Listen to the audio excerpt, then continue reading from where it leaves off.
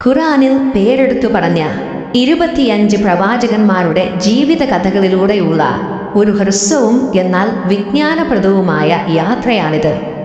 ഹദീസുകളിൽ 1,24,000 പ്രവാചകന്മാരെ അയച്ചതായി പറയുന്നുണ്ടെങ്കിലും 25 പേരുടെ പേരുകൾ മാത്രമാണ് ഖുർആനിൽ പരാമർശിക്കുന്നത്. അവരെക്കുറിച്ച് ഖുർആനിൽ നിന്നും ഹദീസുകളിൽ നിന്നും തൗറ, ബൈബിൾ തുടങ്ങിയ മുൻകാല ഗ്രന്ഥങ്ങളിൽ നിന്നുമെല്ലാം നമുക്ക് അറിവുണ്ട്. ഈ പ്രവാചകന്മാർ നമ്മെപ്പോലെ മനുഷ്യരായിരുന്നു. അവർക്ക് കുടുംബങ്ങളും ആഗ്രഹങ്ങളും ഉണ്ടായിരുന്നു. എങ്കിലും അവർ തങ്ങളുടെ ദൗത്യത്തിനായി ജീവിതം സമർപ്പിച്ചു. 1. ആദം അലൈഹിസ്സലാം. മനുഷ്യരിലെ ആദ്യത്തെ സൃഷ്ടിയും ആദ്യത്തെ പ്രവാചകനുമാണ് ആദം അലൈഹിസ്സലാം.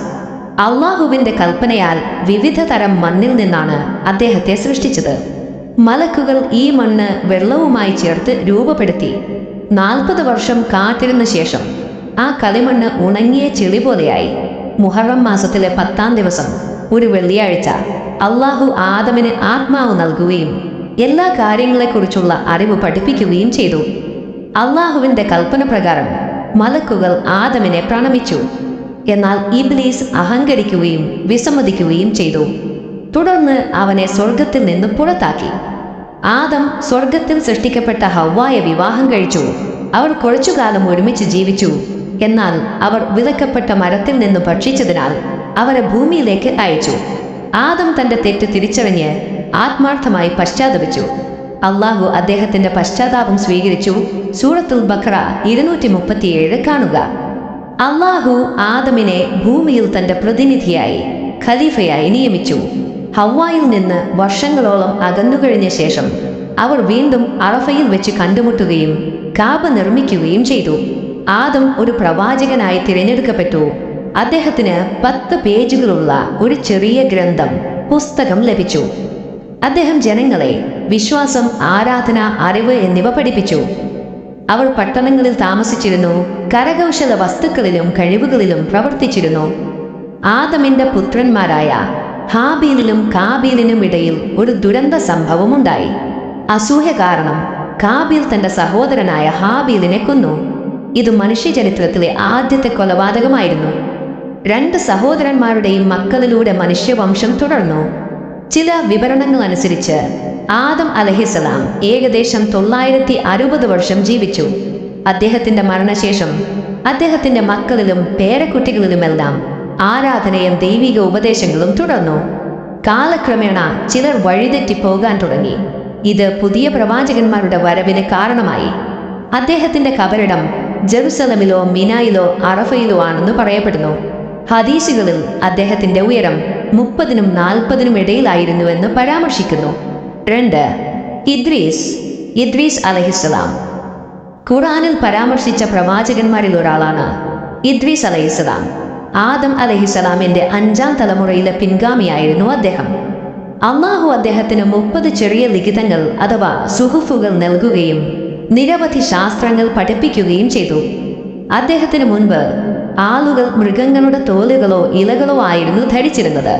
വസ്ത്രങ്ങൾ തുന്നുന്നതെങ്ങനെയെന്നും നഗരങ്ങൾ നിർമ്മിക്കുന്നതെങ്ങനെയെന്നും അദ്ദേഹം ജനങ്ങളെ പഠിപ്പിച്ചു. അദ്ദേഹത്തിന് 72 ഭാഷകൾ അറിയാമായിരുന്നു. എല്ലാ സമുദായത്തെയും അവരുടെ സ്വന്തം ഭാഷയിൽ അദ്ദേഹം സത്യമതത്തിലേക്ക് ക്ഷണിച്ചു. എഴുതാനും പേന ഉപയോഗിക്കാനും അറിവ് പഠിപ്പിക്കാനും തുടങ്ങിയ ആദ്യത്തെ വ്യക്തി ഇദ്രീസ് ആയിരുന്നു. അദ്ദേഹം നക്ഷത്രങ്ങളെയും ആകാശ ചലനങ്ങളെയും കുറിച്ച് പഠിച്ചു. അതുകൊണ്ടാണ് അദ്ദേഹം വിജ്ഞാനത്തിന്റെയും കലയുടെയും പ്രവാചകനായി അറിയപ്പെടുന്നത്. അദ്ദേഹം ബാബിലോണിൽ നിന്ന് ഈജിപ്തിലേക്ക് പലായനം ചെയ്യുകയും നിരവധി വർഷങ്ങൾ അവിടെ താമസിച്ച് ജനങ്ങളെ സത്യമതത്തിലേക്ക് ക്ഷണിക്കുകയും ചെയ്തു. സൂറത്തുൽ അനാം 85-ൽ അദ്ദേഹം ക്ഷമയും നീതിയും സത്യസന്ധതയുമുള്ള ആളുകളിൽ ഒരാളായി പരാമർശിക്കുന്നുണ്ട്. ഖുർആൻ പറയുന്നു, നാം അദ്ദേഹത്തെ ഉയർന്ന സ്ഥാനത്തേക്ക് ഉയർത്തി. അദ്ദേഹം മരിക്കാതെ സ്വർഗത്തിലേക്ക് എടുക്കപ്പെട്ടുവെന്നാണ് പല ഇസ്ലാമിക പണ്ഡിതന്മാരും വിശ്വസിക്കുന്നത്. അദ്ദേഹം ആകാശത്തിന്റെ 4-ാം തലത്തിലാണെന്ന് ചില വിവരണങ്ങൾ പറയുന്നു. 3. നൂഹ് അലൈഹിസ്സലാം. ഇദ്രീസ് അലൈഹിസ്സലാമിന് ശേഷം പ്രവാചകനായി നിയോഗിക്കപ്പെട്ടത് നൂഹ് അലൈഹിസ്സലാമാണ്. ഇസ്ലാമിക ചരിത്രകാരന്മാർ പറയുന്നത് അദ്ദേഹത്തെ ഇറാഖിലെ മൊസൂൾ പ്രദേശത്തേക്കാണ് അയച്ചതെന്നാണ്. അദ്ദേഹത്തിന്റെ ജനത മെസൊപ്പൊട്ടോമിയയിൽ നിന്നുള്ള വിഗ്രഹാരാധകരായിരുന്നു. അക്കാലത്ത് ആളുകൾ വിഗ്രഹങ്ങളെ ആരാധിക്കാൻ തുടങ്ങുകയും അനീതി, അധാർമികത തുടങ്ങിയ പാപങ്ങൾ സാധാരണമാവുകയും ചെയ്തു. 50-ാം വയസ്സിലാണ് നൂഹിന് പ്രവാചകത്വം ലഭിച്ചത്. 950 വർഷം അദ്ദേഹം ജനങ്ങളെ വിഗ്രഹാരാധന ഉപേക്ഷിച്ച് അള്ളാഹുവിൽ വിശ്വസിക്കാൻ ക്ഷണിച്ചു. എന്നാൽ വളരെ കുറച്ചാളുകൾ മാത്രമേ അദ്ദേഹത്തിൽ വിശ്വസിച്ചുള്ളൂ. അദ്ദേഹത്തിൻ്റെ ജനങ്ങളിൽ ഭൂരിഭാഗവും അദ്ദേഹത്തെ നിഷേധിക്കുകയും പരിഹസിക്കുകയും മോശമായി പെരുമാറുകയും ചെയ്തു. അവർ ഒരിക്കലും വിശ്വസിക്കുകയില്ലെന്ന് നൂഹിന് മനസ്സിലായപ്പോൾ അദ്ദേഹം അള്ളാഹുവിനോട് പ്രാർത്ഥിച്ചു. അപ്പോൾ വരാനിരിക്കുന്ന ഒരു വലിയ പ്രളയത്തെക്കുറിച്ച് അള്ളാഹു അദ്ദേഹത്തെ അറിയിച്ചു. അള്ളാഹുവിൻ്റെ കൽപ്പനയാൽ അദ്ദേഹം ഒരു വലിയ കപ്പൽ നിർമ്മിച്ചു. അദ്ദേഹം വിശ്വാസികളെയും ഓരോ മൃഗങ്ങളുടെയും ഓരോ ജോഡിയെയും കപ്പലിൽ കയറ്റി. തുടർന്ന് മഹാപ്രളയം ആരംഭിച്ചു. ആകാശത്ത് നിന്ന് കനത്ത മഴ പെയ്തു. ഭൂമിയിൽ നിന്ന് വെള്ളം കുതിച്ചൊഴുകി. അവിശ്വാസികളായ എല്ലാവരും മുങ്ങിവരച്ചു. പ്രളയം 6 മാസം നീണ്ടുനിന്നു. ഒടുവിൽ കപ്പൽ ജൂഡി പർവ്വതത്തിൽ വിശ്രമിച്ചു. നൂഹിന്റെ ഒരു മകൻ കപ്പലിൽ കയറാതെ വെള്ളത്തിൽ മുങ്ങി മരിച്ചു. നൂഹ് അലൈഹിസ്സലാമിന് സാം, ഹാം, യാഫിത്ത് എന്നിങ്ങനെ 3 മക്കളുണ്ടായിരുന്നു. ഇവരാണ് എല്ലാ മനുഷ്യരുടെയും പൂർവികരായത്. സാം അറബികൾ, ജൂതന്മാർ, അസീറിയക്കാർ, ബാബിലോണിയക്കാർ, പേർഷ്യക്കാർ, സിറിയാക്കുകൾ, അരമേയക്കാർ എന്നിവരുടെ പൂർവികനാണ്. ഹാമിന്റെ പിൻഗാമികളിൽ ആഫ്രിക്കൻ വംശജർ, ഈജിപ്തുകൾ, എത്യോപ്യക്കാർ എന്നിവർ ഉൾപ്പെടുന്നു. യാഫിത്തിന്റെ പിൻഗാമികളിൽ തുർക്കികൾ, ഗ്രീക്കുകാർ, റഷ്യക്കാർ, മംഗോളിയർ, ചൈനക്കാർ, ഇന്ത്യക്കാർ, യൂറോപ്യന്മാർ എന്നിവർ ഉൾപ്പെടുന്നു. ഈ വംശപരമ്പരകൾ ഇബിൻ കസീർ, തബരി, ഇബിൻ ഖൽദൂൻ തുടങ്ങിയ പണ്ഡിതന്മാരുടെ കൃതികളിൽ വിവരിച്ചിട്ടുണ്ട്. അതുകൊണ്ട് നൂഹ് അലൈഹിസ്സലാം 2ാമത്തെ ആദം എന്നറിയപ്പെടുന്നു. അദ്ദേഹം ദീർഘകാലം ജീവിച്ചും 1000-ാം വയസ്സിൽ മരിക്കുകയും ചെയ്തു. അള്ളാഹുവിൻ്റെ വളരെ നന്ദിയുള്ള ഒരു ദാസനായി ഖുർആൻ അദ്ദേഹത്തെ നിരവധി വാക്യങ്ങളിൽ വിവരിക്കുന്നു. 4. ഹൂദ് അലൈഹിസ്സലാം. നൂഹ് അലൈഹിസ്സലാമിന്റെ മകനായ സാമിന്റെ പിൻഗാമികളിൽ നിന്നുള്ളവനായിരുന്നു ഹൂദ് അലൈഹിസ്സലാം. യമനിലെ ആദ് ജനതയിലേക്കാണ് അദ്ദേഹത്തെ അയച്ചത്. ആദ് ജനത കച്ചവടത്തിലൂടെയാണ് ഉപജീവനം കണ്ടെത്തിയിരുന്നത്. കാലക്രമേണ അവർ സമ്പന്നരും ശക്തരുമായി തീർന്നു. അവർ വലിയ കെട്ടിടങ്ങൾ നിർമ്മിച്ചു. എന്നാൽ അവർ അഴിമതിക്കാരായി തീരുകയും വിഗ്രഹങ്ങളെ ആരാധിക്കാൻ തുടങ്ങുകയും ചെയ്തു. അവർ അനീതി പ്രവർത്തിക്കുകയും അഹങ്കാരത്തോടെ പെരുമാറുകയും കൂടുതൽ സമ്പത്തിനായി കച്ചവടത്തിൽ വഞ്ചിക്കുകയും ചെയ്തു. അള്ളാഹുവിൽ വിശ്വസിക്കാൻ ഹൂദ് അവരെ ക്ഷണിച്ചു. പക്ഷെ അവർ അദ്ദേഹത്തെ നിഷേധിച്ചു. ആദ്യം വരൾച്ചയും ക്ഷാമവും നൽകി അള്ളാഹു അവർക്ക് മുന്നറിയിപ്പ് നൽകി. പിന്നീട് അവരെ നശിപ്പിക്കുന്ന ശക്തമായ ചുഴലിക്കാറ്റ് അയച്ചു. ഹൂദ് അലൈഹിസ്സലാമും അദ്ദേഹത്തിൽ വിശ്വസിച്ചവരും മാത്രമാണ് രക്ഷപ്പെട്ടത്. പിന്നീട് ഹൂദ് അലൈഹിസ്സലാം മക്കയിൽ താമസമാക്കുകയും അവിടെ വെച്ച് മരിക്കുകയും ചെയ്തു. ഈ കഥ ഖുർആനിന്റെ പല ഭാഗങ്ങളിലും പറയുന്നുണ്ട്. 5. സ്വാലിഹ് അലൈഹിസ്സലാം. സമൂദ് ജനതയിലേക്ക് പ്രവാചകനായി അയക്കപ്പെട്ടത് സാലിഹ് അലൈഹിസ്സലാമാണ്. സമൂദ് ജനത വിഗ്രഹാരാധകരായിരുന്നു. അവർ സാങ്കേതിക വിദ്യയിലും വാസ്തുശില്പത്തിലും വളരെ മുന്നിലായിരുന്നു. പർവ്വതങ്ങൾക്കുള്ളിൽ വീടുകൾ കൊത്തിയുണ്ടാക്കുകയും ശക്തമായ നഗരങ്ങൾ നിർമ്മിക്കുകയും ചെയ്തു. സൂറത്തുൽ ആറാഫ് 74 കാണുക. ഇന്നത്തെ സൗദി അറേബ്യയിലെ മദായിൻ സ്വാലിഹ് എന്നറിയപ്പെടുന്ന പ്രദേശത്താണ് അവർ താമസിച്ചിരുന്നത്. അള്ളാഹുവിൽ വിശ്വസിക്കാൻ സ്വാലിഹ് അവരെ ക്ഷണിച്ചു. ഞങ്ങളുടെ കൺമുന്നിൽ ഈ പർവ്വതത്തിൽ നിന്നൊരു ഗർഭിണിയായ ഒട്ടകത്തെ പുറത്തെടുക്കുകയാണെങ്കിൽ ഞങ്ങൾ നിന്നെ വിശ്വസിക്കാം എന്നവർ സ്വാലിഹിനോട് പറഞ്ഞു. സാലിഹ് അള്ളാഹുവിനോട് പ്രാർത്ഥിച്ചു. അപ്പോൾ ഒരത്ഭുതമായി ഒരു വലിയ ഒട്ടകം എല്ലാവരുടെയും മുന്നിൽ വെച്ച് പർവ്വതത്തിൽ നിന്ന് പുറത്തു വന്നു. ഈ ഒട്ടകം അള്ളാഹുവിൽ നിന്നുള്ള വ്യക്തമായ അടയാളമായിരുന്നു. അതിൻ്റെ പാൽ വളരെ സമൃദ്ധമായിരുന്നു. മുഴുവൻ ജനങ്ങൾക്കും കുറവില്ലാതെ കുടിക്കാമായിരുന്നു. എന്നാൽ ഗോത്ര നേതാക്കൾ പറഞ്ഞു, ഈ ഒട്ടകം ഇവിടെ തുടർന്നാൽ സാലിഹിന്റെ സ്വാധീനം വളരും. ആളുകൾ നമ്മെ ശ്രദ്ധിക്കില്ല. അവർ രഹസ്യമായി പദ്ധതിയിടുകയും രാത്രിയിൽ ഒട്ടകത്തെ കൊല്ലുകയും ചെയ്തു. ഇതൊരു മൃഗത്തെ കൊല്ലുകയായിരുന്നില്ല. ഇത് അള്ളാഹുവിന്റെ അടയാളത്തെ നശിപ്പിക്കുകയായിരുന്നു. അതിനുശേഷം അവർക്ക് 3 ദിവസത്തെ മുന്നറിയിപ്പ് നൽകി. ഈ സമയത്ത് സ്വാലിഹും വിശ്വാസികളും നഗരം വിട്ടുപോയി. 3-ാം ദിവസം ഒരു ഉച്ചത്തിലുള്ള ശബ്ദവും ഭൂമിയിൽ നിന്നുള്ള ശക്തമായ കുലുക്കവും തമൂദ് ജനതയെ നശിപ്പിച്ചു. ഒരു ചെറിയ കൂട്ടം സത്യവിശ്വാസികൾ മാത്രമാണ് രക്ഷപ്പെട്ടത്. തമൂദിന്റെ നാശം ഒരു പാഠമായി ഖുർആനിൽ പരാമർശിക്കുന്നു. 6. ഇബ്രാഹിം അലൈഹിസ്സലാം. ഇസ്ലാമിലെ 5 മഹത്തായ പ്രവാചകന്മാരിൽ ഉലുൽ അസ്മിൽ ഒരാളാണ് ഇബ്രാഹിം അലൈഹിസ്സലാം. വിഗ്രഹാരാധകരായിരുന്ന കൽദാൻ ജനതയിലേക്കാണ് അദ്ദേഹത്തെ അയച്ചത്. അള്ളാഹുവിൻ്റെ ഏകത്വത്തിലുള്ള തൗഹീദിൽ വിശ്വാസത്തെ അദ്ദേഹം സംരക്ഷിച്ചു. അദ്ദേഹത്തിൻ്റെ ജനങ്ങൾ ഒരു ഉത്സവം ആഘോഷിക്കാൻ പോയപ്പോൾ ഇബ്രാഹിം അലൈഹിസ്സലാം വിഗ്രഹങ്ങളിൽ ഏറ്റവും വലുതൊഴികെ ബാക്കിയുള്ളവയെ തകർത്തു. എന്നിട്ട് കോടാലി വലിയ വിഗ്രഹത്തിന്റെ കഴുത്തിൽ തൂക്കിയിട്ടു. അവർ തിരിച്ചെത്തിയപ്പോൾ അദ്ദേഹത്തെ ചോദ്യം ചെയ്തു. ഇബ്രാഹിം പറഞ്ഞു, ഒരുപക്ഷെ വലിയ വിഗ്രഹമായിരിക്കും ഇത് ചെയ്തത്. സംസാരിക്കാൻ കഴിയുമെങ്കിൽ അവനോട് ചോദിക്കുക. അദ്ദേഹം ഈ ബുദ്ധിപരമായ ചോദ്യം കൊണ്ട് അവരെ പരാജയപ്പെടുത്തി. അവർക്ക് മറുപടി പറയാൻ കഴിഞ്ഞില്ല. എന്നിട്ടും അവർ ഒരു വലിയ തീയിട്ട് അദ്ദേഹത്തെ അതിലേക്ക് എറിഞ്ഞു. അള്ളാഹുവിൻ്റെ ഇച്ഛയാൽ തീ അദ്ദേഹത്തെ ദഹിപ്പിച്ചില്ല. അദ്ദേഹം സുരക്ഷിതമായി പുറത്തു വന്നു. ഇതിനുശേഷം അദ്ദേഹത്തിൻ്റെ ജനങ്ങൾ അദ്ദേഹത്തെ നിഷേധിച്ചു. അള്ളാഹുവിൻ്റെ കൽപ്പന പ്രകാരം അദ്ദേഹം പലായനം ചെയ്തു. അദ്ദേഹം തൻ്റെ ഭാര്യ സാറായോടൊപ്പം ഈജിപ്തിലേക്കും തുടർന്ന് പലസ്തീനിലേക്കും യാത്ര ചെയ്തു. ഈജിപ്തിൽ വെച്ച് അദ്ദേഹം ഹാജറിനെ രണ്ടാമത്തെ ഭാര്യയായി വിവാഹം കഴിച്ചു. വർഷങ്ങൾ കഴിഞ്ഞിട്ടും കുട്ടികളില്ലാതിരുന്ന ഇബ്രാഹീമിന് ഹാജറിൽ ഇസ്മായിൽ എന്നൊരു മകനുണ്ടായി. പിന്നീട് സാറായിൽ ഇസ്ഹാക്ക് എന്ന മറ്റൊരു മകനുമുണ്ടായി. ഇസ്മായിൽ അറബികളുടെയും പ്രവാചകൻ മുഹമ്മദ് നബിയുടെയും പൂർവികനായി. ഇസ്ഹാക്ക് ജൂതന്മാരുടെയും ബനു ഇസ്രായേലിലെ പ്രവാചകന്മാരുടെയും പൂർവികനായി. ഇബ്രാഹിമും അദ്ദേഹത്തിൻ്റെ മകൻ ഇസ്മായിലും അള്ളാഹുവിൻ്റെ കൽപ്പന പ്രകാരം കഅബ നിർമ്മിച്ചു. കഅബ ആരാധനയുടെ കേന്ദ്രമായി മാറി. അവർ ഹജ്ജ് നിർവഹിക്കുകയും ജനങ്ങളെ അത് പഠിപ്പിക്കുകയും ചെയ്തു. തൻ്റെ മകൻ ഇസ്മായിലിനെ ബലിയർപ്പിക്കാൻ അള്ളാഹു ഇബ്രാഹിമിന് സ്വപ്നം കാണിച്ചു. ഇസ്മായിൽ പറഞ്ഞു, പിതാവേ, കൽപ്പിക്കപ്പെട്ടത് ചെയ്യുക. മകന്റെ കഴുത്തിൽ കത്തിവെച്ചപ്പോൾ അള്ളാഹു അദ്ദേഹത്തെ തടഞ്ഞു. ഓ ഇബ്രാഹിം, നീ നിന്റെ സ്വപ്നം പൂർത്തിയാക്കി. ഞങ്ങൾ ഈ വ്യക്തമായ പരീക്ഷണം പൂർത്തിയാക്കിയിരിക്കുന്നു എന്ന് അള്ളാഹു പറഞ്ഞു. തുടർന്ന് അള്ളാഹു ബലിയർപ്പിക്കാനായി ഒരു വലിയ മൃഗത്തെ അയച്ചു. ഖുർആനിൽ കൽപ്പിച്ചതുപോലെ മുസ്ലിങ്ങൾ ഈ പാരമ്പര്യം ബലിപെരുന്നാൾ അല്ലെങ്കിൽ ഈദ് അൽ അദ്ഹാർ ആഘോഷിക്കുന്നതിലൂടെ തുടരുന്നു. ഇബ്രാഹിം അലൈഹിസ്സലാം 175 വയസ്സിൽ ജെറുസലേമിൽ വച്ച് അന്തരിച്ചു.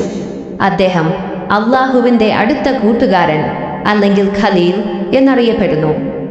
7. ലൂത്ത് അലൈഹിസ്സലാം. ഇബ്രാഹിം അലൈഹിസ്സലാമിൻ്റെ സഹോദരപുത്രനായിരുന്നു ലൂത്ത് അലൈഹിസ്സലാം. അവർ ബാബിലോണിൽ നിന്ന് ഷാമിലേക്ക് അഥവാ ഗ്രേറ്റർ അസ്രിയയിലേക്ക് ഒരുമിച്ച് പലായനം ചെയ്ത ശേഷം ലൂത്തിനെ സ്വദോം ജനതയിലേക്ക് പ്രവാചകനായി അയച്ചു. ഈ പ്രദേശം ഇന്നത്തെ ജോർദാൻ, ചാവുകടൽ പ്രദേശങ്ങളിലാണ്. നൂഹ് അലൈഹിസ്സലാമിൻ്റെ പ്രളയത്തിന് ചില നൂറ്റാണ്ടുകൾക്ക് ശേഷം BCE 2000-നടുത്ത് മെസപ്പൊട്ടേമിയൻ നാഗരികതകൾ ഉയരുന്ന കാലത്താണ് ഈ സംഭവങ്ങൾ നടന്നത്. ഒരത്ഭുതമായി ലൂത്ത് തെളിഞ്ഞ ആകാശത്ത് നിന്ന് മഴ പെയ്യിച്ചു, കല്ലുകളോട് സംസാരിച്ചു. ഈ അത്ഭുതങ്ങൾ അദ്ദേഹം ഒരു പ്രവാചകനാണെന്ന് ജനങ്ങൾക്ക് തെളിയിച്ചു. എന്നാൽ സ്വദോം ജനത വിഗ്രഹങ്ങളെ ആരാധിച്ചു. ലോകം അതുവരെ കണ്ടിട്ടില്ലാത്ത ഒരു തരം ബന്ധത്തിൽ അവർ ഏർപ്പെട്ടു, അതായത് സമഭോഗരതി. എന്നാൽ ഈ പ്രവൃത്തികൾ വ്യക്തിപരമായ പാപങ്ങൾ മാത്രമായിരുന്നില്ല, അവ മറ്റുള്ളവരിൽ അടിച്ചമർത്തപ്പെടുകയായിരുന്നു. അവർ യുവാക്കളെ ആക്രമിക്കുകയും അടിമകളാക്കുകയും ചെയ്യുമായിരുന്നു. ധനികരായ പുരുഷന്മാർ ചെറുപ്പക്കാരെ സ്വത്തായി കണക്കാക്കി. അവർ വഴികൾ തടഞ്ഞ് പുരുഷ സഞ്ചാരികളെ തട്ടിക്കൊണ്ടുപോയി ദുരുപയോഗം ചെയ്യുമായിരുന്നു. വ്യവസ്ഥയായി മാറിയിരുന്നു.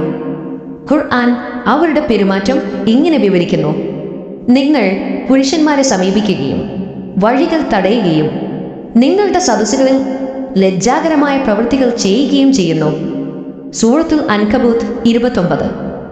ലൂത്ത് അലൈഹിസ്സലാം അവരെ നേർവഴിയിലേക്ക് ക്ഷണിച്ചു. എന്നാൽ അവർ വിസമ്മതിക്കുകയും കൂടുതൽ ആക്രമണകാരികളാവുകയും ചെയ്തു. ലൂത്തിനെയും കുടുംബത്തെയും നഗരത്തിൽ നിന്ന് പുറത്താക്കുമെന്ന് പോലും അവർ ഭീഷണിപ്പെടുത്തി. ഒരു ദിവസം 3 അപരിചിതർ ആകാശത്ത് നിന്ന് വന്നു. അവർ സുന്ദരന്മാരായ യുവാക്കളുടെ രൂപത്തിൽ പ്രത്യക്ഷപ്പെട്ടു. ലൂത്തിന്റെ വീട്ടിൽ അതിഥികളായി താമസിച്ചു. നഗരത്തിലെ ആളുകൾ ഒരുമിച്ച് കൂടി ഈ അതിഥികളെ ബലം പ്രയോഗിച്ചു കൊണ്ടുപോകാൻ ആവശ്യപ്പെട്ടു. അവരെ ആക്രമിക്കാൻ അവർ ആഗ്രഹിച്ചു. ലൂത്ത് ഭയപ്പെട്ടു. എന്നാൽ അതിഥികൾ തങ്ങൾ മലക്കുകളാണെന്ന് വെളിപ്പെടുത്തി. ലൂത്തിനോട് വിശ്വാസികളോടൊപ്പം രാത്രിയിൽ നഗരം വിട്ടു പോകാൻ അവർ പറഞ്ഞു. ആ രാത്രിയിൽ ലൂത്തും കുറച്ച് വിശ്വാസികളും രക്ഷപ്പെട്ടു. പ്രഭാതത്തോടെ നഗരം തലകീഴായി മറിഞ്ഞു. ആകാശത്തു നിന്ന് കല്ലുകൾ വർഷിക്കുകയും ദുഷിച്ച ആളുകൾ പൂർണ്ണമായും നശിപ്പിക്കപ്പെടുകയും ചെയ്തു. ഇസ്ലാമിക വീക്ഷണത്തിൽ അവർ സ്വർഗഭോഗം ചെയ്തതുകൊണ്ട് മാത്രമല്ല നശിപ്പിക്കപ്പെട്ടത്, അവർ ഈ ജീവിതശൈലി സമൂഹത്തിൽ അടിച്ചേൽപ്പിക്കുകയും ദുർബലരെ തട്ടിക്കൊണ്ടുപോവുകയും കൂട്ടാക്രമണങ്ങൾ സാധാരണമാക്കുകയും ചെയ്തതിനാണ് ശിക്ഷിക്കപ്പെട്ടത്. ഈ കൃത്യമായ കാരണം കാണിക്കാനാണ് 3 സുന്ദരന്മാരായ യുവാക്കളുടെ കഥ ഖുർആനിൽ പറയുന്നത്. 8. ഇസ്മായിൽ അലൈഹിസ്സലാം. ഇബ്രാഹിം അലൈഹിസ്സലാമിന്റെ മൂത്ത മകനും പ്രവാചകൻ മുഹമ്മദ് നബിയുടെ സ്വല്ലല്ലാഹു അലൈഹി വസല്ലമയുടെ പിതാമഹന്മാരിൽ ഒരാളുമാണ് ഇസ്മായിൽ അലൈഹിസ്സലാം. അദ്ദേഹത്തിന്റെ മാതാവ് ഹാജറായിരുന്നു. ഇബ്രാഹിം അലൈഹിസ്സലാം ഹാജറിനെയും ഇസ്മായിലിനെയും മക്കയിൽ വിട്ടുമടങ്ങി. ഹാജർ വെള്ളം തേടി സൊഫാ മറവ കുന്നുകൾക്കിടയിൽ ഓടുന്നതിനിടയിൽ സംസമുറവ അത്ഭുതമായി ഭൂമിയിൽ നിന്ന് പൊട്ടിപ്പുറപ്പെട്ടു. ഇസ്മായിൽ വളർന്നു വലുതായപ്പോൾ ജുർഹം ഗോത്രത്തിലേക്ക് പ്രവാചകനായി അയക്കപ്പെട്ടു. അദ്ദേഹം അല്ലാഹുവിന്റെ മതം അവരെ പഠിപ്പിച്ചു. ആരാധനയിലേക്ക് ആളുകളെ ക്ഷണിച്ചു. നമസ്കരിക്കാനും സക്കാത്ത് നൽകാനും അവരെ പഠിപ്പിച്ചു. അമ്പെയ്ത്തിലും കുതിരസവാരിയിലുമുള്ള വൈദഗ്ധ്യത്തിന്റെ പേരിലും അദ്ദേഹം അറിയപ്പെട്ടിരുന്നു. ഇസ്മായിൽ അലിഹിസ്ലാം അറബി ഭാഷ പുനരുജ്ജീവിപ്പിക്കുകയും സ്ഥാപിക്കുകയും ചെയ്തുവെന്ന് ഹദീസ് ഗ്രന്ഥങ്ങളിൽ പറയുന്നു. മുള്ളുള്ള മരങ്ങളിൽ പഴങ്ങൾ വളർത്താനും ആടുകൾക്ക് പാല് നൽകാനും കാരണമാകുന്ന അത്ഭുതങ്ങളും അദ്ദേഹത്തിനുണ്ടായിരുന്നു. അദ്ദേഹം മക്കയിൽ വെച്ച് മരണപ്പെട്ടു. കഅബയുടെ അടുത്ത് ഹിജർ എന്നറിയപ്പെടുന്ന സ്ഥലത്ത് അടക്കം ചെയ്യപ്പെട്ടു. എന്നാൽ 9ാമത്തെ പ്രവാചകനായി പറയുന്നു ഇസ്ഹാഖ് അലൈഹിസ്സലാം. ഇബ്രാഹിമിന്റെ 2ാമത്തെ മകനും അദ്ദേഹത്തിന്റെ മാതാവ് സാരയുമായിരുന്നു. ഇന്നത്തെ പലസ്തീൻ പ്രദേശമായ കാനാൻ ദേശത്തേക്കാണ് അദ്ദേഹത്തെ പ്രവാചകനായി അയച്ചത്. അദ്ദേഹം സഹോദരൻ ഇസ്മായിലിനോടൊപ്പം മക്ക സന്ദർശിക്കുകയും പിന്നീട് തന്റെ പിതാവിന്റെ മതം പ്രചരിപ്പിക്കുകയും ചെയ്തു. ഇസ്ഹാക്കിനെ ഖുർആൻ അല്ലാഹുവിനോട് ഭക്തിയുള്ള നീതിമാനും സത്യസന്ധനും സമർപ്പിതനുമായ ഒരു നല്ല ദാസനായി വിവരിക്കുന്നു. പ്രവാചകനായിരുന്ന യാക്കൂബിന്റെ പിതാവായിരുന്നു അദ്ദേഹം. അദ്ദേഹത്തിന്റെ അത്ഭുതങ്ങളിൽ മൃഗങ്ങൾ അദ്ദേഹത്തിന്റെ പ്രവാചകത്വത്തിന് സാക്ഷ്യം വഹിച്ചതും അദ്ദേഹത്തിന്റെ പ്രാർത്ഥനയിലൂടെ ഒരു പർവ്വതം നീങ്ങിയതും ചത്ത മൃഗങ്ങളെ ജീവനിലേക്ക് തിരികെ കൊണ്ടുവന്നത് ഉൾപ്പെടുന്നു. അദ്ദേഹം 120ാമത്തെ വയസ്സിൽ പലസ്തീനിൽ വെച്ച് അന്തരിച്ചു. അദ്ദേഹത്തിന്റെ പിതാവ് ഇബ്രാഹിം അലൈഹിസ്സലാമിനെയും അടക്കം ചെയ്ത ഹെബ്രോൺ നഗരത്തിലാണ് അദ്ദേഹത്തിന്റെ ഖബറിടം. 10ാമത്തെ പ്രവാചകനായി പറയുന്നു യാക്കൂബ് അലൈഹിസ്സലാം. ഇബ്രാഹിം അലൈഹിസ്സലാമിന്റെ പേരക്കുട്ടിയും ഇസ്ഹാഖ് അലൈഹിസ്സലാമിന്റെ മകനുമാണ് യാക്കൂബ് അലൈഹിസ്സലാം. ഇസ്രായേൽ എന്നായിരുന്നു അദ്ദേഹത്തിന്റെ സ്ഥാനപ്പേര്. അതുകൊണ്ടാണ് അദ്ദേഹത്തിന്റെ പിൻഗാമികളെ ബനു ഇസ്രായേലിന്റെ മക്കൾ എന്ന് വിളിക്കുന്നത്. അദ്ദേഹത്തിന് 12 മക്കളുണ്ടായിരുന്നു. അവരിൽ നിന്നാണ് ഇസ്രായേൽ ഗോത്രങ്ങൾ വന്നത്. അദ്ദേഹത്തെ കാനാൻ ദേശത്തേക്ക് പ്രവാചകനായി അയച്ചു. ജനങ്ങളെ അല്ലാഹുവിൽ വിശ്വസിക്കാൻ ക്ഷണിച്ചു. തന്റെ മകനായ യൂസുഫിനോടുള്ള അതിയായ സ്നേഹം കാരണം മറ്റു മക്കൾക്ക് അസൂയയുണ്ടായിരുന്നു. യാക്കോബ് സഹിക്കേണ്ടി വന്ന ഒരു പരീക്ഷണമായിരുന്നു അത്. ഏറ്റവും ക്ഷമയുള്ള പ്രവാചകന്മാരിൽ ഒരാളായി ഖുർആൻ യാക്കൂബിനെ പരിചയപ്പെടുത്തുന്നു. മകന് നഷ്ടപ്പെട്ടപ്പോൾ അദ്ദേഹം പരാതി പറഞ്ഞില്ല, മറിച്ച് എന്റെ ദുഃഖവും സങ്കടവും ഞാൻ അള്ളാഹുവിനോട് മാത്രമേ പ്രകടിപ്പിക്കുന്നുള്ളൂ എന്ന് പറഞ്ഞു. സൂറത്ത് യൂസുഫ് 86. മരണക്കിടക്കയിൽ വെച്ച് അദ്ദേഹം തന്റെ മക്കളോട് ചോദിച്ചു, എനിക്ക് ശേഷം നിങ്ങൾ ആരെയാണ് ആരാധിക്കുക? അവർ മറുപടി പറഞ്ഞു, നിങ്ങളുടെ ദൈവത്തെയും നിങ്ങളുടെ പിതാക്കന്മാരായ ഇബ്രാഹിം, ഇസ്മായിൽ, ഇസ്ഹാഖ് എന്നിവരുടെ ദൈവത്തെയും ഏക സത്യദൈവത്തെയും ഞങ്ങൾ ആരാധിക്കും. യാക്കൂബ് അലൈഹിസ്സലാം ഈജിപ്തിൽ വെച്ച് മരിച്ചു. എന്നാൽ അദ്ദേഹത്തിന്റെ ഇഷ്ടപ്രകാരം അദ്ദേഹത്തെ പലസ്തീനിലേക്ക് കൊണ്ടുപോയി പിതാവ് ഇസ്ഹാഖിന്റെ അടുത്ത് അടക്കം ചെയ്തു. 11. യൂസുഫ് അലൈഹിസ്സലാം. യാക്കൂബ് അലൈഹിസ്സലാമിന്റെ മകനും ഈജിപ്തിലെ ജനങ്ങളിലേക്ക് പ്രവാചകനായി അയക്കപ്പെട്ടവനുമാണ് യൂസുഫ് അലൈഹിസ്സലാം. ചെറുപ്പത്തിൽ തന്നെ അദ്ദേഹത്തിന് അമ്മയെ നഷ്ടപ്പെട്ടു. പിതാവിന്റെ വലിയ സ്നേഹത്തോടെയാണ് അദ്ദേഹം വളർന്നത്. കുട്ടിക്കാലത്ത് അദ്ദേഹം ഒരു സ്വപ്നം കാണുകയും പിതാവിനോട് പറയുകയും ചെയ്തു, എന്റെ പ്രിയ പിതാവേ, 11 നക്ഷത്രങ്ങളും സൂര്യനും ചന്ദ്രനും എനിക്ക് പ്രണാമം ചെയ്യുന്നതായി ഞാൻ എൻ്റെ സ്വപ്നത്തിൽ കണ്ടു. സൂറത്ത് യൂസുഫ് 4. അദ്ദേഹം ഒരു ദിവസം പ്രവാചകനായി തീരുമെന്നും ഉയർന്ന സ്ഥാനം ലഭിക്കുമെന്നുമുള്ളതിന്റെ സൂചനയായിരുന്നു ഈ സ്വപ്നം. യൂസുഫിന്റെ നല്ല സ്വഭാവവും പിതാവിന്റെ അഗാധമായ സ്നേഹവും കാരണം സഹോദരങ്ങൾ അസൂയാലുക്കളായി. അസൂയ നിമിത്തം അവർ അദ്ദേഹത്തെ ഒരു കിണറ്റിലെറിഞ്ഞു. അതുവഴി കടന്നുപോയ ഒരു യാത്രാസംഘം അദ്ദേഹത്തെ കണ്ടെത്തുകയും ഈജിപ്തിൽ അടിമയായി വിൽക്കുകയും ചെയ്തു. ഈജിപ്തിലെ പ്രധാനമന്ത്രി അസീസ് അദ്ദേഹത്തെ വാങ്ങുകയും തന്റെ വീട്ടിൽ വളർത്തുകയും ചെയ്തു. യൂസുഫിന്റെ സൗന്ദര്യം, സത്യസന്ധത, പരിശുദ്ധി എന്നിവയാൽ എല്ലാവരും അദ്ദേഹത്തെ ആരാധിച്ചിരുന്നു. യൂസുഫ് വളർന്നപ്പോൾ മന്ത്രിയുടെ ഭാര്യ സുലേഖ അദ്ദേഹത്തെ വശീകരിക്കാൻ ശ്രമിച്ചു. എന്നാൽ യൂസുഫ് തന്റെ മാനം സംരക്ഷിക്കുകയും ഓടിപ്പോവുകയും ചെയ്തു. സത്യം വെളിപ്പെട്ടതിനാൽ അദ്ദേഹത്തെ അന്യായമായി ജയിലിലടച്ചു. ജയിലിൽ പോലും യൂസുഫ് തൗഹീദ് അഥവാ അള്ളാഹുവിന്റെ ഏകത്വം പ്രസംഗിച്ചു. അദ്ദേഹം തടവുകാർക്ക് ധാർമ്മികതയും ചിന്തയും പഠിപ്പിച്ചു. അദ്ദേഹം 2 തടവുകാരുടെ സ്വപ്നങ്ങൾ വ്യാഖ്യാനിച്ചു. അവരിൽ ഒരാൾ പിന്നീട് രാജാവിനെ സേവിക്കാൻ പോയി. വർഷങ്ങൾ കടന്നുപോയി. രാജാവ് ഒരു വിചിത്രമായ സ്വപ്നം കണ്ടു. അതാർക്കും വ്യാഖ്യാനിക്കാൻ കഴിഞ്ഞില്ല. അപ്പോഴാണ് അവർ യൂസുഫിനെ ഓർത്തത്. അദ്ദേഹം അത് വിശദീകരിച്ചു. 7 വർഷം സമൃദ്ധിയും തുടർന്ന് 7 വർഷം ക്ഷാമവും ഉണ്ടാകും എന്ന്. സൂറത്ത് യൂസുഫ് 47. അദ്ദേഹത്തിന്റെ കൃത്യമായ വ്യാഖ്യാനം കാരണം ഈജിപ്റ്റ് ക്ഷാമത്തിനായി തയ്യാറെടുക്കുകയും യൂസുഫിനെ രാജ്യത്തിന്റെ ഭണ്ഡാരങ്ങളുടെ ചുമതലയേൽപ്പിക്കുകയും ചെയ്തു. ക്ഷാമം കാരണം അദ്ദേഹത്തിന്റെ സഹോദരങ്ങൾ ഈജിപ്തിലെത്തി. യൂസുഫ് അവരെ തിരിച്ചറിയുകയും ഒരു തന്ത്രപരമായ പദ്ധതിയിലൂടെ തന്റെ സഹോദരനായ ബിന്യാമിനെ കൂടെ നിർത്തുകയും ചെയ്തു. പിന്നീട് അദ്ദേഹം തന്റെ യഥാർത്ഥ വ്യക്തിത്വം വെളിപ്പെടുത്തുകയും മുഴുവൻ കുടുംബത്തെയും ഈജിപ്തിലേക്ക് കൊണ്ടുവരികയും പിതാവിന്റെ അന്ധത മാറ്റുകയും ചെയ്തു. യൂസുഫ് തന്നോട് തെറ്റു ചെയ്ത സഹോദരങ്ങൾക്ക് മാപ്പ് നൽകി. അദ്ദേഹം അവരോട് പറഞ്ഞു, ഇന്ന് നിങ്ങളുടെ പേരിൽ ഒരു കുറ്റവും ചുമത്തുന്നില്ല. അള്ളാഹു നിങ്ങൾക്ക് പൊറുത്തു തരട്ടെ. സൂറത്ത് യൂസുഫ് 92. ഖുർആനിലെ മാപ്പിന്റെ ഏറ്റവും ശക്തമായ ഉദാഹരണങ്ങളിൽ ഒന്നാണ് ഇത്. കുടുംബവുമായി വീണ്ടും ഒന്നിക്കുകയും ഈജിപ്തിൽ ഉന്നതമായ സ്ഥാനത്തെത്തുകയും ചെയ്തതിനു ശേഷം പോലും യൂസുഫ് അള്ളാഹുവിലേക്ക് മടങ്ങാൻ ആഗ്രഹിച്ചു. ഇത് അദ്ദേഹത്തിന്റെ ആത്മീയ പദവി എത്ര ഉയർന്നതാണെന്ന് കാണിക്കുന്നു. അദ്ദേഹത്തിന്റെ ഹൃദയത്തിൽ നിന്നുള്ള പ്രാർത്ഥന ഖുർആനിൽ രേഖപ്പെടുത്തിയിട്ടുണ്ട്. എന്റെ നാഥ, നീ എനിക്ക് അധികാരം നൽകിയും സംഭവങ്ങളുടെ വ്യാഖ്യാനം പഠിപ്പിച്ചു വന്നു. ആകാശങ്ങളുടെയും ഭൂമിയുടെയും സൃഷ്ടാവായ നീ ഇഹലോകത്തും പരലോകത്തും എന്റെ സംരക്ഷകനാണല്ലോ. എന്നെ മുസ്ലിമായി മരിപ്പിക്കുകയും സജ്ജനങ്ങളോടൊപ്പം ചേർക്കുകയും ചെയ്യണമേ. ഇത് യഥാർത്ഥ ദാസ്യത്തിന്റെയും ലോകത്തോടുള്ള നിസ്സംഗതയുടെയും പരാകാഷ്ഠമാണ്. അദ്ദേഹത്തിന്റെ മരണശേഷം അദ്ദേഹത്തെ ജെറുസലേമിനടുത്ത് അടക്കം ചെയ്തു. 12. ഷുഐബ് അലൈഹിസ്സലാം മദ്യൻ ജനതയിലേക്കും ഐക്കയിലെ ജനതയിലേക്കും പ്രവാചകനായി അയക്കപ്പെട്ടതാണ്. ഷുഐബ് അലൈഹിസ്സലാം മദ്യൻ ഇന്നത്തെ ജോർദാനും വടക്കു പടിഞ്ഞാറൻ സൗദി അറേബ്യയ്ക്കും ഇടയിലാണ് സ്ഥിതി ചെയ്യുന്നത്. അദ്ദേഹത്തിന്റെ മധുരവും ഫലപ്രദവുമായ സംസാരം കാരണം അദ്ദേഹം പ്രവാചകന്മാരുടെ പ്രഭാഷകൻ എന്നറിയപ്പെട്ടു. അദ്ദേഹത്തിന്റെ ആളുകൾ വിഗ്രഹങ്ങളെ ആരാധിച്ചിരുന്നു, കച്ചവടത്തിൽ ഏർപ്പെട്ടിരുന്നു. എന്നാൽ അവരിൽ മിക്കവരും അളവുകളിൽ വഞ്ചന കാണിക്കുക, അന്യായമായ തൂക്കം, പലിശ ഈടാക്കുക, തട്ടിപ്പ് നടത്തുക തുടങ്ങിയ പാപങ്ങളിൽ മുഴുകിയിരുന്നു. അദ്ദേഹം അവരെ തൗഹീദിലേക്കും നീതിയിലേക്കും ക്ഷണിച്ചു. അദ്ദേഹം പറഞ്ഞു, പൂർണ്ണമായ അളവും തൂക്കവും നീതിയോടെ നൽകുക, ജനങ്ങളുടെ സാധനങ്ങളിൽ കുറവ് വരുത്തരുത്, ഭൂമിയിൽ അഴിമതി പരത്തരുത്. എന്നാൽ അദ്ദേഹത്തിന്റെ ജനങ്ങൾ അദ്ദേഹത്തെ പരിഹസിച്ചു. ഓ ഷുഐബേ, ഞങ്ങളുടെ പൂർവികരുടെ മതം ഉപേക്ഷിക്കാനോ ഞങ്ങളുടെ സ്വത്തുക്കൾ കൊണ്ട് ഞങ്ങൾക്കിഷ്ടമുള്ളത് ചെയ്യരുതെന്നോ ആണോ നീ ഞങ്ങളോട് പറയുന്നത്? 3 ദിവസത്തിനുള്ളിൽ അള്ളാഹുവിന്റെ ശിക്ഷ വരുമെന്ന് ഷുഐബ് അലൈഹിസ്സലാം അവർക്ക് മുന്നറിയിപ്പ് നൽകി. തുടർന്നൊരു ഭൂകമ്പം അവരെ പിടികൂടുകയും അവർ വീടുകളിൽ മുട്ടുകുത്തി വീണ നിലയിൽ മരിച്ചവരായി കാണപ്പെടുകയും ചെയ്തു. സൂറത്തുൽ ഹൂദ് 1794. ഐക്യയിലെ ആളുകളും വ്യാപാരികളായിരുന്നു. മദ്യൻ ജനതയുടെ അതേ ദുഷിച്ച പെരുമാറ്റമാണ് അവരും കാണിച്ചത്.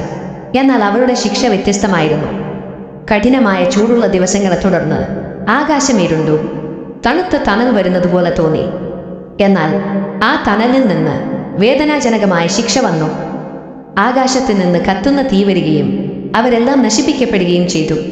പിന്നീട് ഷുഐബ് അലൈഹിസ്സലാം വിശ്വാസികളോടൊപ്പം മദ്യനിലേക്ക് മടങ്ങി. അദ്ദേഹത്തെ മൂസ അലൈഹിസ്സലാം കണ്ടുമുട്ടുകയും മൂസ അദ്ദേഹത്തിന്റെ ഒരു മകളെ വിവാഹം കഴിക്കുകയും ചെയ്തു. വിവരണങ്ങൾ അനുസരിച്ച് ഷുഐബ് അലൈഹിസ്സലാം 242 വർഷം ജീവിച്ചു. ഇന്ന് ജോർദാനിൽ വാദീഷു എന്ന സ്ഥലത്ത് അദ്ദേഹത്തിന്റെ ഒരു ആരാധനാലയമുണ്ട്. 13. അയ്യൂബ് അലൈഹിസ്സലാം ബനു ഇസ്രായേലിലേക്ക് അയക്കപ്പെട്ട പ്രവാചകനായിരുന്നു അയ്യൂബ് അലൈഹിസ്സലാം. അദ്ദേഹം വളരെ സമ്പന്നനും ഉദാരമതിയും നീതിമാനും അള്ളാഹുവിനോട് നന്ദിയുള്ളവനുമായിരുന്നു. അനുഗ്രഹങ്ങൾ കൊണ്ടും വലിയ പരീക്ഷണങ്ങൾ കൊണ്ടും അള്ളാഹു അദ്ദേഹത്തെ പരീക്ഷിച്ചു. ആദ്യം അദ്ദേഹത്തിന് തന്റെ സമ്പത്ത് നഷ്ടപ്പെട്ടു, പിന്നെ കുട്ടികളെ നഷ്ടപ്പെട്ടു, ഒടുവിൽ ആരോഗ്യം നഷ്ടപ്പെട്ടു. അദ്ദേഹത്തിന്റെ ശരീരം വേദനയുള്ള വ്രണങ്ങൾ നിറഞ്ഞതായിരുന്നു. അദ്ദേഹത്തിന്റെ ഭാര്യ മാത്രമാണ് അദ്ദേഹത്തോടൊപ്പം താമസിച്ച് ക്ഷമയോടെ അദ്ദേഹത്തെ പരിചരിച്ചത്. ശൈത്താന്റെ മന്ത്രങ്ങൾക്കിടയിലും അദ്ദേഹം അള്ളാഹുവിൽ പൂർണ്ണമായി വിശ്വസിച്ചു. അദ്ദേഹം ഒരിക്കലും പരാതിപ്പെട്ടില്ല. തന്റെ വേദന അള്ളാഹുവുമായി മാത്രം പങ്കുവെച്ച് ക്ഷമ കാണിച്ചു. അദ്ദേഹത്തിന്റെ ശക്തമായ ക്ഷമ കണ്ടപ്പോൾ അള്ളാഹു അദ്ദേഹത്തിന്റെ പ്രാർത്ഥന സ്വീകരിച്ചു. 7 വർഷത്തെ രോഗത്തിന് ശേഷം നിലത്ത് കാലുകൊണ്ടിടിക്കാൻ അള്ളാഹു അദ്ദേഹത്തോട് പറഞ്ഞു. ഒരു നീരുറവ പ്രത്യക്ഷപ്പെട്ടു. അദ്ദേഹം അതിൽ നിന്ന് കുടിക്കുകയും കഴുകുകയും ചെയ്തു. അങ്ങനെ രോഗം ഭേദമായി. അള്ളാഹു അദ്ദേഹത്തിന് സമ്പത്തും കുട്ടികളെയും തിരികെ നൽകി. അയ്യൂബ് അലൈഹിസ്സലാം ഇന്നത്തെ ഷാനൂർഫിനടുത്തുള്ള തുർക്കി പ്രദേശത്താണ് താമസിച്ചിരുന്നതെന്ന് ശക്തമായ വിവരണങ്ങൾ പറയുന്നു. ഖുർആനിൽ അദ്ദേഹത്തിന്റെ ക്ഷമയെ പ്രശംസിക്കുന്നു. പരീക്ഷണം കഴിഞ്ഞ ശേഷം അദ്ദേഹം ആരോഗ്യത്തോടെ കൂടുതൽ വർഷങ്ങൾ ജീവിച്ചു. ഏറ്റവും പ്രയാസമേറിയ സമയങ്ങളിൽ പോലും അള്ളാഹുവിലുള്ള പ്രത്യാശ ഒരിക്കലും കൈവിടരുതെന്നും ക്ഷമയോടെയും വിശ്വാസത്തോടെയും ആരാധന തുടരണമെന്നും അദ്ദേഹത്തിന്റെ കഥ നമ്മെ പഠിപ്പിക്കുന്നു. 14. ദുൽകിഫ്ൽ അലൈഹിസ്സലാം. ബനു ഇസ്രായേലിലേക്ക് അയക്കപ്പെട്ട പ്രവാചകന്മാരിൽ ഒരാളായിരുന്നു ദുൽകിഫ്ൽ അലൈഹിസ്സലാം. അദ്ദേഹം ഇല്യാസ് അലൈഹിസ്സലാമിന്റെ കസിനായിരുന്നു. അദ്ദേഹത്തിന്റെ മരണശേഷം ദുൽകിഫ്ൽ മൂസ അലൈഹിസ്സലാമിന്റെ മതം ജനങ്ങൾക്ക് എത്തിക്കുന്നത് തുടർന്നു. ആരാധനയിലെ ക്ഷമ, വിധിയിലെ ശാന്തത, നീതി എന്നിവയാൽ അദ്ദേഹം അറിയപ്പെട്ടു. അതുകൊണ്ടാണ് അദ്ദേഹത്തിന് ദുൽകിഫ്ൽ എന്ന സ്ഥാനപ്പേര് നൽകിയത്. ശൈത്താന്റെ തന്ത്രങ്ങളും പരീക്ഷണങ്ങളും ഉണ്ടായിട്ടും അദ്ദേഹം തന്റെ കടമയിൽ പരാജയപ്പെട്ടില്ല. അള്ളാഹു അദ്ദേഹത്തിന് പ്രവാചകത്വം നൽകി ജനങ്ങളെ തൗറാത്തിന്റെ നിയമങ്ങൾ പഠിപ്പിച്ചു. ഷാം പ്രദേശത്ത് വെച്ച് അദ്ദേഹം അന്തരിച്ചു. ഖുർആനിൽ സൂറത്തുൽ അംബിയയിലും സൂറത്തുൽ സ്വാദിലും ദുൽകിഫ്ൽ അലൈഹിസ്സലാമിനെ പരാമർശിക്കുന്നു. 15. മൂസ അലൈഹിസ്സലാം. ഏറ്റവും മഹത്തായ പ്രവാചകന്മാരിൽ ഉലുൽ അസ്മ് ഒരാളാണ് മൂസ അലൈഹിസ്സലാം. ബനു ഇസ്രായേലിലേക്ക് അയക്കപ്പെട്ട അദ്ദേഹത്തിന്റെ ജനനം അവർ ഈജിപ്തിൽ അടിമകളായിരുന്ന സമയത്തായിരുന്നു. ബനു ഇസ്രായേലിൽ നിന്നുള്ള ഒരു കുട്ടി തന്റെ സിംഹാസനത്തിന് ഒരു ദിവസം ഭീഷണിയാകുമെന്ന് അന്നത്തെ ഫറോവയ്ക്ക് മുന്നറിയിപ്പ് ലഭിച്ചു. അതിനാൽ ആ സമുദായത്തിലെ എല്ലാ നവജാത ശിശുക്കളായ ആൺകുട്ടികളെയും കൊല്ലാൻ അദ്ദേഹം ഉത്തരവിട്ടു. മൂസയുടെ മാതാവിന് അള്ളാഹു പ്രചോദനം നൽകി. അവന് മുല കൊടുക്കുക, അവനെക്കുറിച്ച് നിനക്ക് ഭയം തോന്നുമ്പോൾ അവനെ നദിയിലിടുക. നീ ഭയപ്പെടുകയോ ദുഃഖിക്കുകയോ ചെയ്യരുത്. തീർച്ചയായും നാം അവനെ നിനക്ക് തിരികെ നൽകുകയും അവനെ പ്രവാചകന്മാരിൽ ഒരാളാക്കുകയും ചെയ്യും. സൂറത്തുൽ ഖസസ് 28:7. കുഞ്ഞിനെ നൈൽ നദിയിൽ വെച്ചു ഫറോവയുടെ ഭാര്യയായ ആസിയ കണ്ടെത്തി കൊട്ടാരത്തിലേക്ക് കൊണ്ടുപോയി. അള്ളാഹു വാഗ്ദാനം ചെയ്തതുപോലെ അദ്ദേഹത്തിന്റെ യഥാർത്ഥ മാതാവിനെ മുലയൂട്ടുന്ന പരിചാരികയായി കൊട്ടാരത്തിൽ കൊണ്ടുവന്നു. ഫറോവയുടെ കൊട്ടാരത്തിലാണ് മൂസ അലൈഹിസ്സലാം വളർന്നത്. അബദ്ധവശാൽ ഒരു ഈജിപ്തുകാരനെ കൊന്ന ശേഷം അദ്ദേഹം മധ്യനിൽ രക്ഷപ്പെട്ടു. അവിടെ പ്രവാചകൻ ഷുഐബിന്റെ മകളെ വിവാഹം കഴിച്ചു. തൂർ പർവ്വതത്തിൽ വെച്ച് അള്ളാഹു മൂസായ്ക്ക് പ്രവാചകത്വം നൽകി. ബനു ഇസ്രായേലിനെ വിട്ടയക്കാനും അള്ളാഹുവിൽ വിശ്വസിക്കാനും ആവശ്യപ്പെട്ട് ഫറോവയുടെ അടുത്തേക്ക് പോകാൻ അദ്ദേഹത്തോട് കൽപ്പിച്ചു. അത്ഭുതമായി അദ്ദേഹത്തിന്റെ വടി പാമ്പായി മാറുമായിരുന്നു. അദ്ദേഹം കൈ നെഞ്ചോട് ചേർക്കുമ്പോൾ അത് തിളക്കമുള്ളതും പ്രകാശിക്കുന്നതുമായി പുറത്തുവരും. ഈ അടയാളങ്ങളോടെ അദ്ദേഹം ഫറോവയുടെ അടുത്ത് പോയി.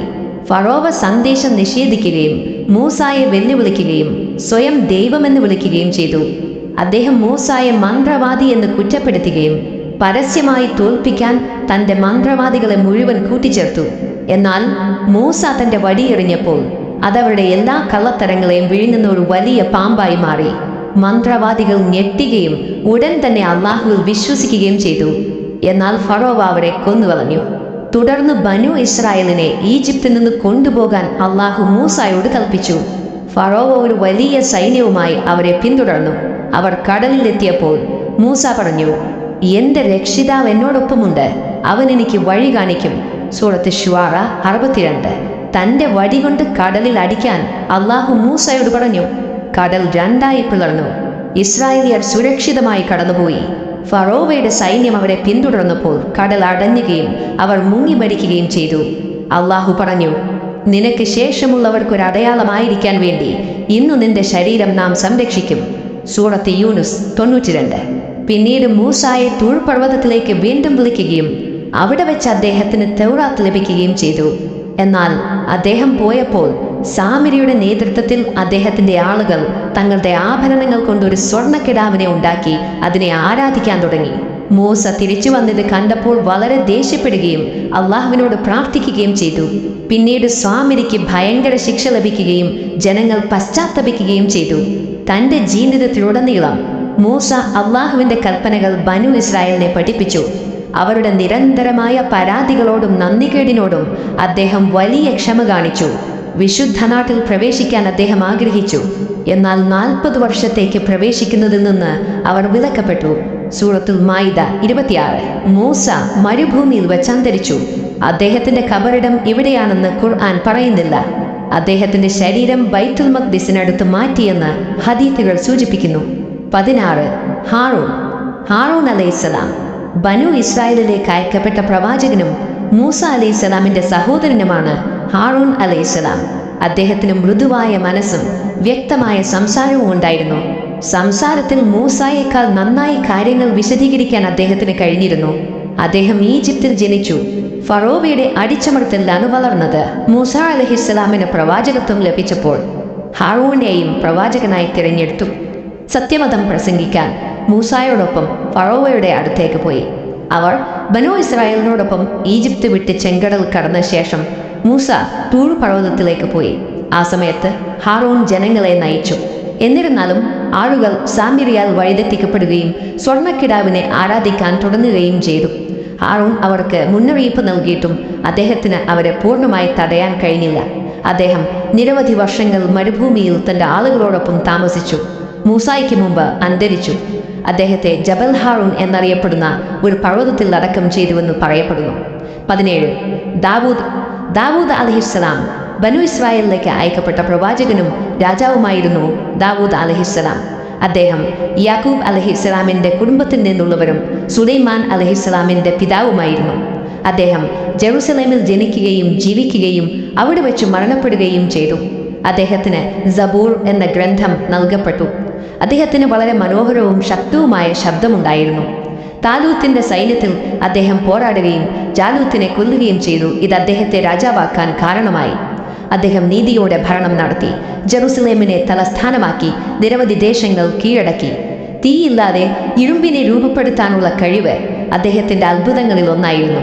അദ്ദേഹം പകലുകളിൽ നോമ്പെടുക്കുകയും രാത്രിയിൽ ആരാധന നടത്തുകയും ചെയ്യുമായിരുന്നു. ഖുർആന്റെ പല ഭാഗങ്ങളിലും അദ്ദേഹത്തെ പരാമർശിക്കുന്നു. 18. സുലൈമാൻ അലൈഹിസ്സലാം. ദാവൂദ് അലൈഹിസ്സലാമിന്റെ മകനായ സുലൈമാൻ അലൈഹിസ്സലാമിന് അള്ളാഹു വലിയ അറിവും അതുല്യമായ ശക്തിയും വിശാലമായ രാജ്യവും നൽകി. കാറ്റിനെയും മൃഗങ്ങളെയും ജിന്നുകളെയും നിയന്ത്രിക്കാൻ കഴിയുന്ന ഒരു നീതിമാനായ ഭരണാധികാരിയും പ്രവാചകനുമായി ഖുർആൻ അദ്ദേഹത്തെ വിവരിക്കുന്നു. അദ്ദേഹം ജെറുസലേമിനടുത്താണോ ജനിച്ചത്? കാറ്റും മൃഗങ്ങളും അദ്ദേഹത്തിന്റെ കൽപ്പനയിലായിരുന്നു. അദ്ദേഹം ജ്ഞാനത്തോടെ ഭരണം നടത്തുകയും മസ്ജിദുൽ അക്സ പൂർത്തിയാക്കുകയും അറിവിനെയും കലയെയും പിന്തുണയ്ക്കുകയും ചെയ്തു. കൊട്ടാരങ്ങളും കോട്ടകളും പ്രതിമകളും നിർമ്മിക്കാനും മുട്ടുകൾ കൊണ്ടുവരാൻ കടലിൽ മുങ്ങാനും അദ്ദേഹത്തിന്റെ രാജ്യത്ത് സേവനം ചെയ്യാനും ജിന്നുകൾ അദ്ദേഹത്തിനായി പ്രവർത്തിച്ചു.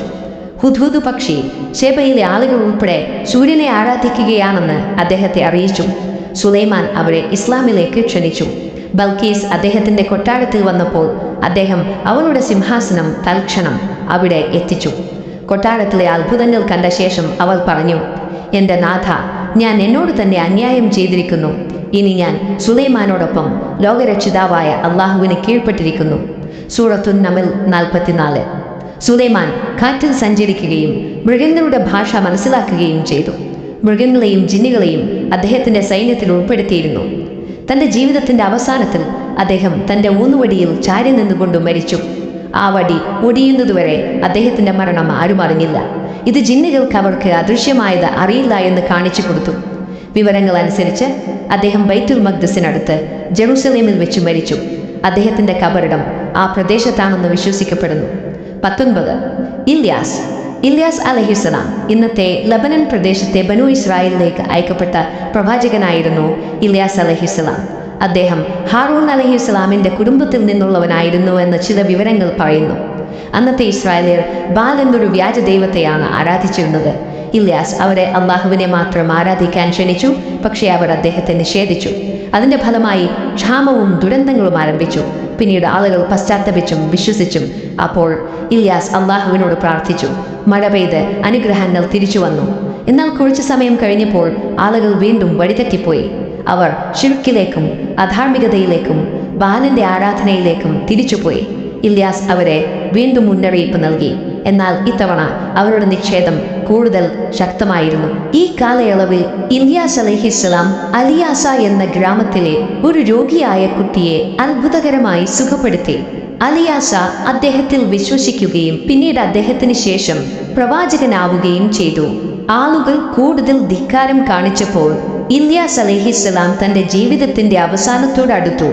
അദ്ദേഹത്തിന് ശേഷം അലിയാസ അലൈഹിസ്സലാമിനെ അടുത്ത പ്രവാചകനായി തിരഞ്ഞെടുത്തു. 20 അൽയസ അലൈഹിസ്സലാം. അൽയസ അലൈഹിസ്സലാമിനെ ഖുർആനിൽ 2 തവണ പരാമർശിക്കുന്നു. തോറയിൽ അദ്ദേഹം എലീഷ എന്നറിയപ്പെടുന്നു. അദ്ദേഹം ഇല്യാസ് അലൈഹിസ്സലാമിന്റെ ദൗത്യം തുടർന്നു. ജനങ്ങളെ അള്ളാഹുവിൽ വിശ്വസിക്കാനും അവനെ ആരാധിക്കാനും ക്ഷണിച്ചു. എന്നാൽ ജനങ്ങൾ കുറച്ചുകാലം വഴിതെറ്റിക്കപ്പെട്ട നിലയിൽ തുടർന്നു. അലിയാസ തന്റെ പ്രയത്നങ്ങളിൽ ക്ഷമയും ദൃഢതയും പാലിച്ചു. അദ്ദേഹം ഒരു നീതിമാനായ നേതാവും ശക്തനായ പ്രവാചകനുമായി അറിയപ്പെട്ടു. ഒടുവിൽ കുറച്ചുകാലത്തേക്ക് അദ്ദേഹത്തിന്റെ ജനങ്ങൾ സത്യത്തിന്റെ പാതയിലേക്ക് മടങ്ങി. രോഗികളെ സുഖപ്പെടുത്തുക, ക്ഷാമകാലത്ത് അള്ളാഹുവിനോട് പ്രാർത്ഥിച്ചുകൊണ്ട് ഭക്ഷണവും വെള്ളവും സമൃദ്ധമാക്കുക തുടങ്ങിയ അത്ഭുതങ്ങൾ അദ്ദേഹത്തിന് ലഭിച്ചു. ബനു ഇസ്രായേൽ വീണ്ടും അനുസരണക്കേട് കാണിച്ചപ്പോൾ അള്ളാഹു അസീറിയക്കാരെ അവരെ ശിക്ഷിക്കാൻ അയച്ചു. അലിയാസ മരിക്കുന്നതിനു മുൻപ് തന്റെ അത്ഭുതങ്ങളാൽ ജനങ്ങളെ സഹായിച്ചെങ്കിലും അള്ളാഹുവിന്റെ കൽപ്പന പ്രകാരം അദ്ദേഹം ദുൽകിഫ്ല് അലൈഹിസ്സലാമിനെ തന്റെ പിൻഗാമിയായി നിയമിച്ചു. വിവരണങ്ങൾ അനുസരിച്ച് അൽയസാർ ദീർഘകാലം ജീവിക്കുകയും സമാധാനപരമായി മരണപ്പെടുകയും ചെയ്തു. അദ്ദേഹത്തിന്റെ കബറിടം ഷാം പ്രദേശത്തോ അലപ്പോയുടെ അടുത്തോ ആണെന്ന് പറയപ്പെടുന്നു. കൃത്യമായ സ്ഥലം സ്ഥിരീകരിച്ചിട്ടില്ല.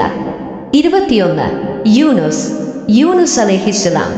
അസീറിയൻ സാമ്രാജ്യത്തിന്റെ തലസ്ഥാനമായ നൈനവ നഗരത്തിലെ ജനങ്ങളിലേക്ക് പ്രവാചകനായി അയക്കപ്പെട്ടത് യൂനുസ് അലൈഹിസ്സലാമാണ്.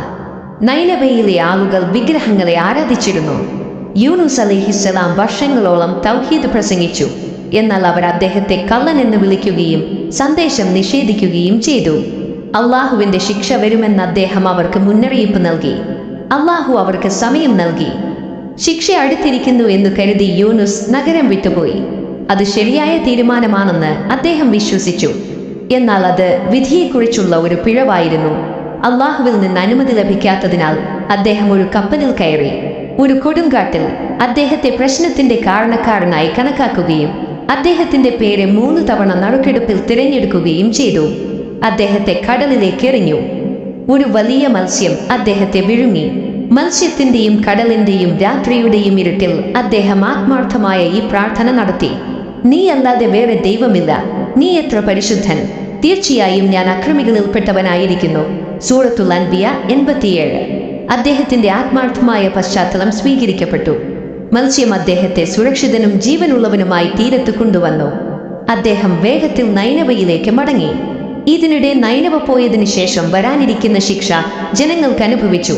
അവർ കൂട്ടമായി പശ്ചാത്തപിക്കുകയും അള്ളാഹുവിലേക്ക് തിരിയുകയും ചെയ്തു. യൂനുസ് തിരിച്ചെത്തിയപ്പോൾ അവർ സന്തോഷത്തോടെ അദ്ദേഹത്തെ സ്വാഗതം ചെയ്യുകയും അവരുടെ വിശ്വാസം പുതുക്കുകയും ചെയ്തു. കൂട്ടമായി പശ്ചാത്തപിച്ചതിന് ശേഷം ഒന്നായി രക്ഷിക്കപ്പെട്ട ഖുർആനിലെ ഒരേയൊരു സമുദായമായി അവർ മാറി. സൂറത്തുൽ യൂനുസ് 98. യൂനുസ് അലൈഹിസ്സലാം അള്ളാഹുവിന്റെ കൽപ്പനകൾ തടുപ്പിച്ചു. 83 വയസ്സിൽ അന്തരിച്ചു. ഖുർആനിന്റെ വിവിധ ഭാഗങ്ങളിൽ അദ്ദേഹത്തിന്റെ കഥ പറയുന്നു. അദ്ദേഹത്തിന്റെ കബറിടം ഖുർആനിൽ പറയുന്നില്ല. എന്നാൽ മൊസൂൽ, ലെബനോൻ, പാലസ്തീൻ തുടങ്ങിയ സ്ഥലങ്ങൾ നിർദ്ദേശിക്കപ്പെടുന്നു. പ്രവാചകൻ മുഹമ്മദ് നബി സല്ലല്ലാഹു അലൈഹി വസല്ലം ത്വായിഫിൽ നിന്ന് ദുഃഖിച്ചവനായി മടങ്ങിയെത്തിയപ്പോൾ യൂനുസിനെ ഓർത്ത് അദ്ദേഹത്തിന്റെ കഥയിൽ ആശ്വാസം കണ്ടെത്തി. അദ്ദേഹത്തിന്റെ കഥയിൽ നിന്നുള്ള പാഠങ്ങൾ: ഒരിക്കലും പ്രത്യാശ നഷ്ടപ്പെടുത്തരുത്. നിരാശ അള്ളാഹു വിലക്കിയിട്ടുണ്ട്. അള്ളാഹു ഉദ്ദേശിക്കുമ്പോഴെല്ലാം രക്ഷയുടെ പാത തുറക്കുന്നു. ഒരുമിച്ച് പശ്ചാത്തപിക്കുന്ന ഒരു ജനതയെ ഒന്നായി രക്ഷിക്കാൻ കഴിയും. ആദം അലൈഹിസ്സലാമിനെ പോലെ പശ്ചാത്താപം സ്വീകരിക്കപ്പെട്ട പ്രവാചകനായി യൂനുസ് ഓർമ്മപ്പെടുന്നു. 22 സക്കറിയ അലൈഹിസ്സലാം. ബനു ഇസ്രായേലിലേക്ക് അയക്കപ്പെട്ട പ്രവാചകനായിരുന്നു സക്കറിയ അലൈഹിസ്സലാം. അദ്ദേഹം ഒരു മരപ്പണിക്കാരനായി ജോലി ചെയ്യുകയും ബൈത്തുൽ മഖ്ദിസിൽ സേവനം ചെയ്യുകയും ചെയ്തു. അദ്ദേഹം മറിയമിനെ പരിപാലിക്കുകയും നല്ല സ്വഭാവത്തിലും ആരാധനയിലും അവളെ വളർത്തുകയും ചെയ്തു. അവളുടെ പ്രാർത്ഥനാ സ്ഥലത്ത് അത്ഭുതകരമായ ഉപജീവന മാർഗങ്ങൾ അവൾക്ക് ലഭിക്കുന്നത് കണ്ടപ്പോൾ അദ്ദേഹം അത്ഭുതപ്പെടുകയും ഹൃദയത്തിൽ നിന്ന് ഒരു പ്രാർത്ഥന നടത്തുകയും ചെയ്തു. അദ്ദേഹം ഇസ്രായേല്യരെ തൗറാത്തിലേക്ക് മടങ്ങാനും അവരുടെ ധാർമ്മികത ശുദ്ധീകരിക്കാനും ക്ഷണിച്ചു. അദ്ദേഹത്തിന് പ്രായമായെങ്കിലും അള്ളാഹു അദ്ദേഹത്തിന് യഹ്യ എന്ന ഒരു മകനെ നൽകി അനുഗ്രഹിച്ചു. പിന്നീട് ഈസ അലൈഹിസ്സലാമിന്റെ അത്ഭുതകരമായ ജനനത്തെ ഇസ്രായേല്യർ നിഷേധിച്ചപ്പോൾ അദ്ദേഹത്തെ പിന്തുണച്ചവരെ അപകീർത്തിപ്പെടുത്താനും കൊല്ലാനും തുടങ്ങി. സക്കരിയ ഓടി രക്ഷപ്പെട്ടെങ്കിലും ഒളിച്ചിരുന്ന മരം ജൂതന്മാർ മുറിച്ചപ്പോൾ അദ്ദേഹം രക്തസാക്ഷിയായി. അദ്ദേഹത്തിന്റെ ശവകുടീരം അലപ്പോയിലാണെന്ന് വിശ്വസിക്കപ്പെടുന്നു. അദ്ദേഹത്തിന്റെ ജീവിതവും അത്ഭുതങ്ങളും ഖുർആനിലെ വിവിധ അധ്യായങ്ങളിൽ വിവരിക്കുന്നു. 23. യഹ്യ അലൈഹിസ്സലാം സക്കരിയ അലൈഹിസ്സലാമിന്റെ മകനും ബനു ഇസ്രായേലിലേക്ക് അയക്കപ്പെട്ട പ്രവാചകനുമാണ് യഹ്യ അലൈഹിസ്സലാം. അക്കാലത്ത് റോമൻ ഭരണത്തിന് കീഴിലായിരുന്ന പലസ്തീൻ, ജെറുസലേം, ഡമാസ്കസ്, സമീപ പ്രദേശങ്ങൾ എന്നിവിടങ്ങളിൽ അദ്ദേഹം പ്രസംഗിച്ചു. സക്കരിയയുടെ വാർദ്ധക്യത്തിലെ പ്രാർത്ഥനയ്ക്കുള്ള ഉത്തരമായിട്ടാണ് അദ്ദേഹത്തെ ലഭിച്ചത്. യഹ്യ ചെറുപ്പത്തിൽ തന്നെ തൗറാത്ത് പഠിക്കുകയും അള്ളാഹുവിന്റെ സന്ദേശം ജനങ്ങൾക്കെത്തിക്കുകയും ചെയ്തു. അദ്ദേഹം ശുദ്ധനും നീതിമാനും അള്ളാഹുവിനോട് അഗാധമായ ഭക്തിയുള്ളവനുമായിരുന്നു. ഈസ അലൈഹിസ്സലാം പ്രവാചകനായപ്പോൾ ഇൻജീലിന്റെ പഠിപ്പിക്കലുകൾ പിന്തുടരാൻ യഹ്യായും ജനങ്ങളെ ക്ഷണിച്ചു. ഒരു രാജ്ഞിയുടെ ആവശ്യപ്രകാരം യഹ്യായെ തടവിലാക്കി. രാജാവ് ഹേറോദിന്റെ നിയമവിരുദ്ധമായ വിവാഹത്തെ അദ്ദേഹം അംഗീകരിക്കാത്തതിനാൽ പിന്നീട് അദ്ദേഹം രക്തസാക്ഷിയായി.